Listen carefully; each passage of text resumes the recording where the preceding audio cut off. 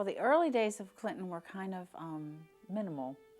In the 1850s, it was a major road intersection. There were 4 major roads that came through what is now Clinton, and there was a railroad track. And so it was called 5 Points. This area was a railroad town. When the railroad came through the area, lots were purchased, and the town basically grew as the railroad grew. It's very similar, its story is very similar to stories of other southern towns and cities. Textiles became a big, important piece of the economy. Lydia Mills, Clinton Mills, the Bailey plant, all worked to keep people employed and to grow the economy up until the fall of the textiles in the late 80s and 90s. They call this the ABCY town. There are the Adairs, the Baileys and the Blakeleys are the B's, the Copelands are the C's, and the Y's are the Youngs. And they have all settled, they're all early settlers in this area, large landowners. The Youngs, for example, gave the land for the college.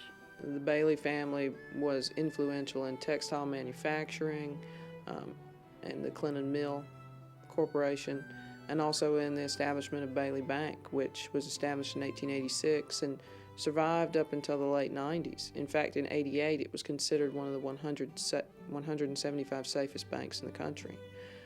The Jacobs family with Jacobs Press, their association with First Presbyterian Church, and one of the Jacobs serving as president of Presbyterian College, they've been very influential in the city as well.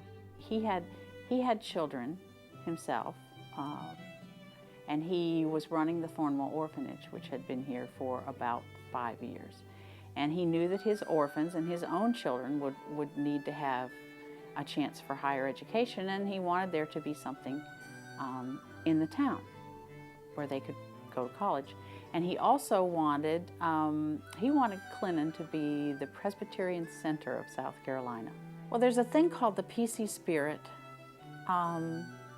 It's a kind of a can-do spirit, and it's a spirit of service.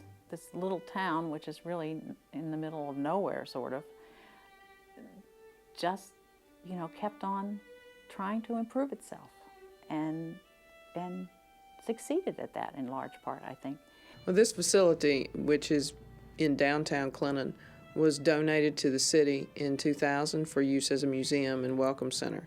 And through a volunteer commission and efforts of the city, we developed a museum over the past 5 years. Only about half of our collection is on display at any given time.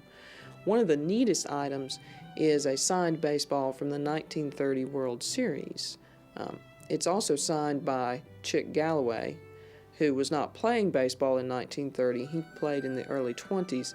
He grew up in Clinton, attended Presbyterian College, played for both Philadelphia and Detroit, and then returned back here to coach PC's baseball team. We have a wonderful example of a flapper dress that is made entirely of sequins that has not gone on display yet.